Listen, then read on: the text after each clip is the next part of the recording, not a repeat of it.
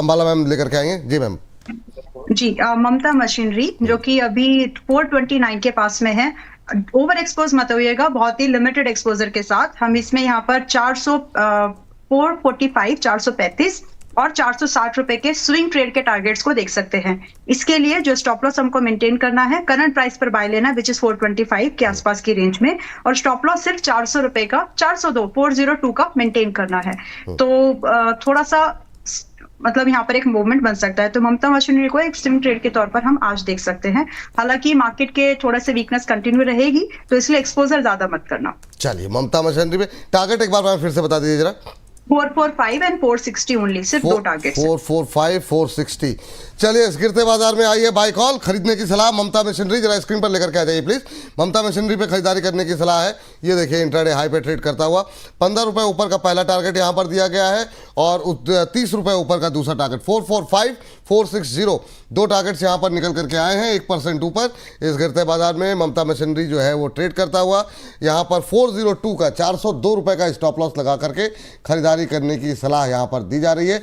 और चलिए, 430 का भाव है, 445 पहला, 460 दूसरा, दो टारगेट यहाँ पर दिए गए हैं। जैसे ही यहाँ पर और कोई गतिविधि तेजी की तरफ या फिर मंदी की तरफ होगी, इसको दोबारा स्क्रीन पर लेकर के आएंगे। अब 433 होता हुआ 0.25% ऊपर, और या फिर अगर स्टॉप लॉस और टारगेट में कोई रिवीजन करना चाहें अंबाला जी, तो भी हम इसको स्क्रीन पर लेकर के आएंगे। तो नजर रखिए, ममता मशीनरी को लेकर के 0.2% ऊपर फिलहाल 433 का लेवल यहाँ पर देखने को मिल रहा है। चलिए आगे बढ़ते हैं और भी कुछ चुनिंदा शेयरों पे जरा एक एक करके बातचीत करते हैं। और सबसे पहले तो IT ही आज का ट्रेंड है, सबसे ज़्यादा जो है गूगल पे ट्रेंड करता हुआ TCS नंबर 1 पे है, इन्फोसिस दूसरे नंबर पे। पहले TCS अंशुल जी आप बताइए, और प्रदीप जी आप इन्फोसिस के चार्ट्स खोल के रखिएगा। TCS पे सर क्या करें अब? कल भी हम लोगों ने बातचीत की थी, आज भी 4.5% नीचे। कल 3000 पे लोग कह रहे थे क्या करें, अब 2600 आ गया। आपका व्यू क्या होगा? सर यहाँ से बाउंस बैक का व्यू रहेगा। ओपन लो के साथ शुरुआत हुई है और जो फील्ड ब्रेकआउट था 3334.90 का, 3335 का, और 8 दिन में 22.84% करेक्ट हुआ है। ओपन लो के साथ खुला है तो एक बार बाउंस बैक करेगा।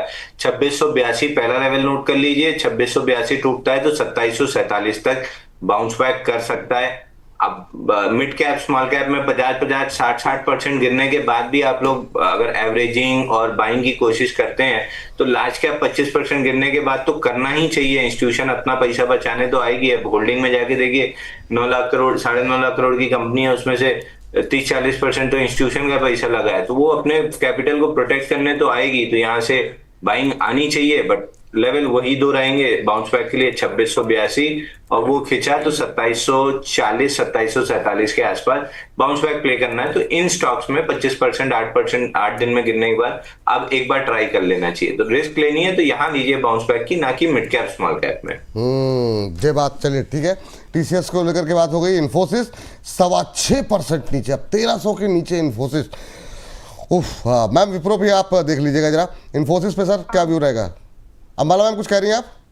हाँ जी, एक HAL में कॉल ऑप्शन ट्रेड बन सकता है। तो चलिए पहले बता दीजिए, फिर हम आगे इन्फोसिस पे बात कर लेते हैं जी। तो HAL फरवरी यानी करंट मंथ सीरीज में कैश में नहीं ले सकते इसको, मतलब ऑप्शन भी बता दीजिए। चलिए ठीक है, क्या करना है फरवरी में? कैश में लेना है तो सिर्फ स्विंग ट्रेड करना है, मतलब ये इन्वेस्टमेंट स्विंग ट्रेड है। फिर हाँ, पहले मैं ऑप्शन में मुझे ज्यादा बेटर लग रहा है आज के लिए। कैश का दो ज्यादा फर्क नहीं पड़ेगा, प्राइस बाद में भी एंट्री ले सकते हैं। तो HAL अभी बातें करते करते 4 पॉइंट और ऊपर है। वेल, HAL 4200 का कॉल ऑप्शन फरवरी सीरीज, हम 120-25 के भाव 129 हो गया, 125-30 के पास में इसको ले सकते हैं, जिसमें कि टारगेट यहाँ पर 150 रुपए से लेकर के 200 का है। 2 से 3 दिन का ही व्यू है। स्टॉप लॉस जो यहाँ पर मेंटेन करेंगे सिर्फ 70 रुपए का मेंटेन करना है, और ये मोमेंटम में मोस्ट लाइकली है कि आपको आपका टारगेट आज भी मिल जाए या फिर मैक्सिमम 2 दिन। और रही बात जो आपने कैश में HAL के लिए पूछा है कि कैश में ले सकते हैं क्या, ले सकते हैं, लेकिन ट्रेड का ही नजरिया रखिएगा। HAL अभी HAL अभी 4250 पर है। यहाँ पर अगर आप फ्रेश लॉन्ग कर रहे हैं कर सकते हैं, कोई प्रॉब्लम नहीं है। जस्ट एक बाउंस बैक ट्रेड है ये, तो यहाँ पर स्टॉप लॉस रखिएगा अपना 4050 का। पॉसिबल टारगेट जो यहाँ पर है कंपैरेटिवली उतना रिस्क रिवॉर्ड फेवरेबल नहीं बन रहा है, इसीलिए मैं उसको अवॉइड करी थी। बट यहाँ पर कैश मार्केट में आपका जो पहला टारगेट है 4320 एंड सेकंड टारगेट एक्सटेंडेड है 4470 तक। तो ये दो टारगेट है जो HL में हमको कैश में दिख सकते हैं, ऑप्शंस तो ऑलरेडी दिया ही है। चलिए इस बीच जो है यहाँ पर अगली टिप्पणी के लिए चलते हैं। HL को लेकर के चला, HL को देखिए दोनों पहले तो एक बार रिपीट कर दे। HL पे 4200 का कॉल ऑप्शन आपको लेना है 129 के आसपास। टारगेट यहाँ पर 150 से 200। स्टॉप लॉस रखिए 70 रुपये का। स्क्रीन पर है 24 फरवरी का, ये 2 दिन का व्यू है। 24 फरवरी का जो है ये कॉल ऑप्शन आपको खरीदना है। 24 फरवरी 2026 4200 का कॉल ऑप्शन जो है आपको लेना है। 125 के आसपास एंट्री, 129 के आसपास एंट्री भी कर सकते हैं। 125 से 30 के बीच कहीं भी कर लें। 150 से 200 का टारगेट, 70 रुपये का स्टॉप लॉस यहाँ पे रखने की सलाह है। कैश में ले रहे हैं 4250 के आसपास चल रहा है। स्टॉप लॉस 4050, टारगेट 4320 का यहाँ पर रख सकते हैं। स्विंग ट्रेड के लिए, इन्वेस्टमेंट के लिए नहीं।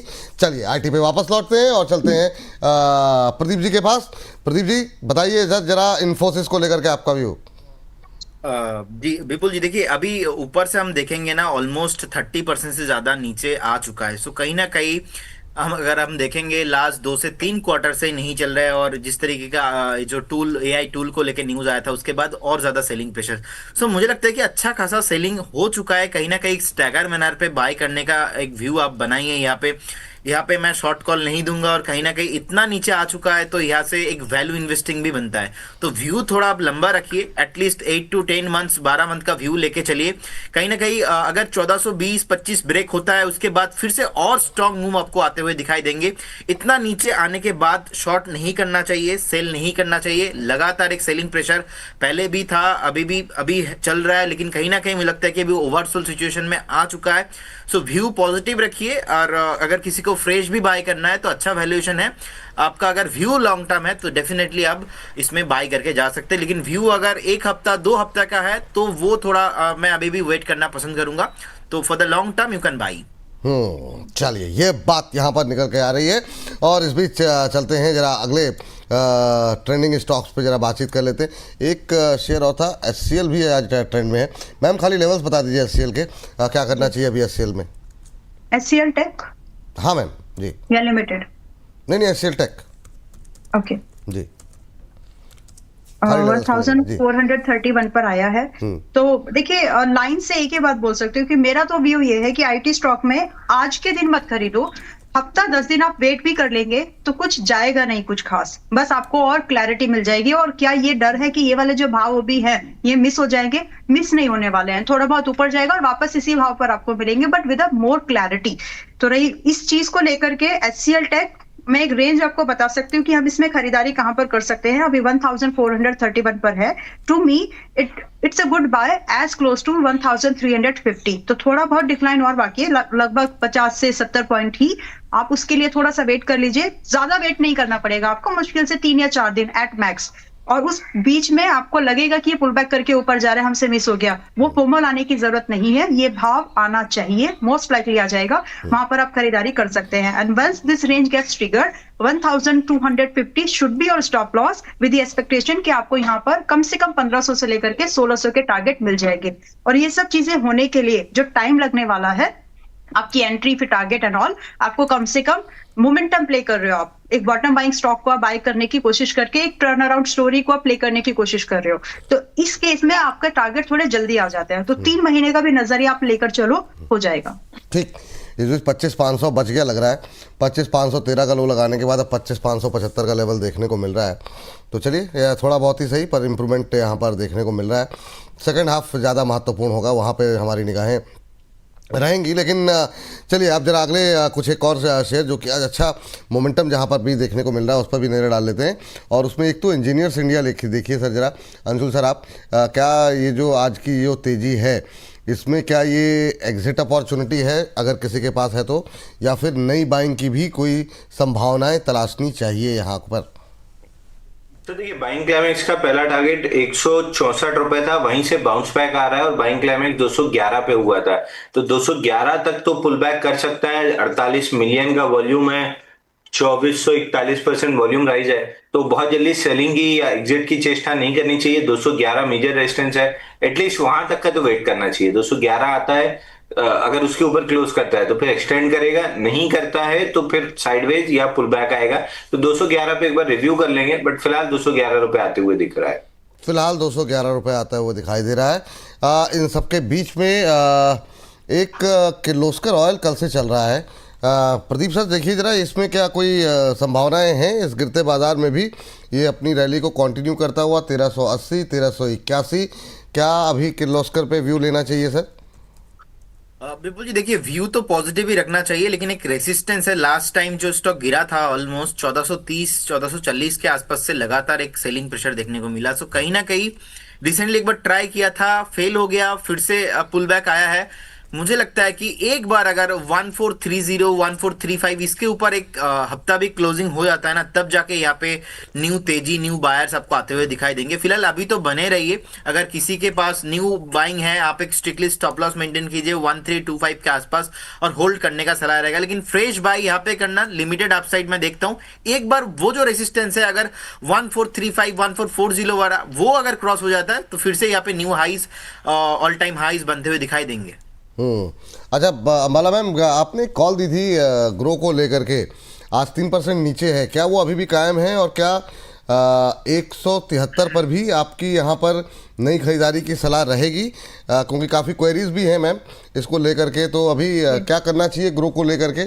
काफ़ी वॉल्यूम वाला शेयर है। 160 रुपए का स्टॉप लॉस लेकर के अगर आपको 170-75 की range, which is current range only, आपको बाइंग लेकर के चलना है, चल सकते हैं। 190 190 210 रुपए के ये दो टारगेट है जो स्विंग ट्रेड के हिसाब से देखती हूँ। तो अगर आप इसको कंसीडरेशन में लाना चाहते हैं, ले सकते हैं। तो अभी भी करंट लेवल पे बाय कर सकते हैं ना? हाँ जी, अभी भी करंट लेवल पे बाय कर सकते हैं। एक शेयर जो कि कल भी तेज था, कल इस पर शायद बातचीत भी हुई थी, गोदरेज एग्रोवेट।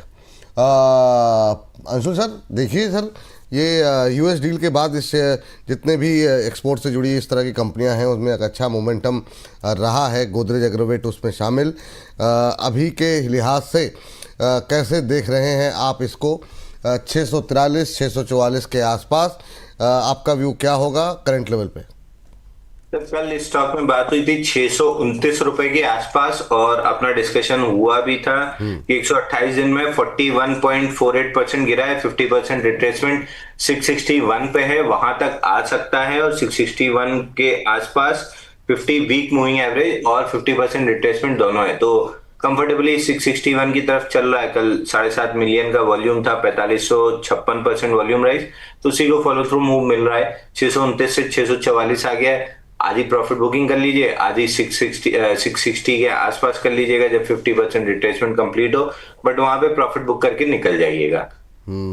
ठीक है सर। इस बीच जो है कल एक इसी तरह का शेयर जिसपे कि कल भी बात हुई थी, हालांकि ऑलमोस्ट फ्लैट है, वो है एलटी फूड्स। कल भी बात हुई थी और आज भी मैं चाहूँगा इस पर प्रदीप सर आप अपनी राय दें जरा। एलटी फूड्स को लेकर के 430 के आसपास चल रहा है और 432 का हाई लगाया है। क्या ये इसमें संभावनाएं हैं कि ये अपने 52 वीक हाई की तरफ बढ़ सकता है? एक महीने में 14-15% चला है सर ये। बिल्कुल जी, बिल्कुल। अगर किसी के पास भी पोजीशन है, मुझे लगता है कि बने रहना चाहिए। जिस तरीके का चार्ट हमें यहाँ पे देख रहे हैं कि 429 के आसपास का प्राइस अभी चल रहा है। नेक्स्ट जो रेसिस्टेंस है वो बेसिकली 478 480 के रेंज पे है, उससे पहले नहीं है। तो सीधा सीधा कुछ भी रेसिस्टेंस नहीं लग रहा है चार्ट, वीकली चार्ट में। सो 480 के टारगेट के लिए आपको बने रहना चाहिए। नेक्स्ट जो टारगेट होगा वो बेसिकली 520 के आसपास होना चाहिए। सो अगर किसी के पास पोजीशन है, डेफिनेटली आप बने रहिए। करेंट जोन से हम बाय भी करके जा सकते हैं, क्योंकि फंडामेंटल स्ट्रक्चर भी बहुत ही यहाँ पे स्ट्रॉन्ग, लास्ट पास्ट में भी हमने देखा है कुछ क्वार्टर का रिजल्ट, वो भी बहुत बढ़िया है। तो अगर किसी के पास पोजीशन है यहाँ पे 380 के रेंज पे एक स्टॉप लॉस मेंटेन कीजिए, बने रहिए। 460 और उसके बाद 520 एंड अबव आपको ऑल टाइम हाई भी यहाँ पे पर्टिकुलर स्टॉक्स में आते हुए दिखाई देंगे। अगली कंपनी है मुथूट फाइनेंस, 11% नीचे रिजल्ट आए हैं यहाँ पर। हालांकि रिजल्ट ठीक थे, इतने ख़राब नहीं थे जितना बुरी तरह टूटा है ये। 95% कब डबल हो गया मुनाफा, अब क्या चाहिए? मतलब ऑलमोस्ट एनआईआई में भी 64% की ग्रोथ रही है, लेकिन बाज़ार की एक्सपेक्टेशन पे शायद खरा नहीं उतरा। देखना होगा इसमें कोई वन टाइम इनकम तो नहीं है। हालांकि रेवेन्यू इस तरीके से बढ़ा है। एवीएम भी अगर हम देखें 48% बढ़ी है। मुथूट फाइनेंस, हालांकि जिस तरीके से मतलब एक्सपेक्टेशन शायद यहाँ पर ज़्यादा होगी। अंबाला मैम, आपका व्यू क्या है मुथूट फाइनेंस को लेकर के? आज की ये गिरावट, क्या कोई अपॉर्चुनिटी हो सकती है या आपको लगता है कि नहीं, अभी तो बस आगाज़ हुआ है? नहीं, आगाज जैसे सिचुएशन नहीं लगती इसमें। मतलब ये एक स्टेबल कैटेगरी का ही स्टॉक है, पोर्टफोलियो में रखने लायक है। अगर गिर के थोड़ा बहुत मिले और अच्छे भाव पर, मुझे लगता है कि ये अभी आपको 3620 पर जो आया है, in my opinion it is going to test 3300 से लेकर के 3200 की रेंज को इसको टेस्ट करना है। एंड एक लॉन्ग टर्म इन्वेस्टमेंट जितना हो सके 200 दिन के मूविंग एवरेजेस के पास बनाएंगे तो आपका रिस्क छोटा हो जाता है और आप उन पोजीशंस को होल्ड भी कर सकते हैं विद अ व्यू कि आपको 1 साल रखना है। तो अभी 3620 पर है, थोड़ा सा रुक जाइए, 3300 200 की रेंज में आएगा, थोड़े दिन रुकेगा भी, वहां पर आप बाइंग ले सकते हैं। और रही बात स्टॉप लॉस, तो 2900 का स्ट्रिक्ट स्टॉप लॉस मेंटेन करिएगा अपने लॉन्ग टर्म पोजीशंस के लिए भी, जिसमें कि आपको जो टारगेट है, क्योंकि 1 ईयर का व्यू लेकर आप चल रहे हो, तो आप मिनिमम जो टारगेट आप यहाँ पर देखिए 4200 और 4700, ये 2 टारगेट्स हैं। 1 ईयर के व्यू से आप इनको रख सकते हैं, देख सकते हैं। करंट प्राइस पर अग्रेसिव अगर आप हैं और आपको ये लग रहा है कि आपके पास ऑलरेडी पोर्टफोलियो के हिसाब से है, मतलब ट्रेडिंग के हिसाब से नहीं, आप इसमें ऑलरेडी पोर्टफोलियो के हिसाब से हैं, तो आप ज्यादा से ज्यादा आप समझे कि इसमें 11% का डिप और है, तो are you able to manage it? क्योंकि वही भाव के आसपास एवरेज करना चाहिए, यहाँ करंट प्राइस पर नहीं। ठीक। अच्छा, ये जो हम लोगों की चर्चाएं हुई हैं, अब उस पर प्रतिक्रियाएं काफ़ी सारी आनी शुरू हो गई है। हाँ, तो श्रुति जी कह रही हैं, तुम्हारी फाइलों में गांव का मौसम गुलाबी है, तुम्हारी फाइलों में गांव का मौसम गुलाबी है, मगर ये आंकड़े झूठे हैं, ये दावा किताबी है। मुझे समझ में नहीं आ रहा है गवर्नमेंट की निंदा करने में आप लोग इतना डरते क्यों हैं। और ये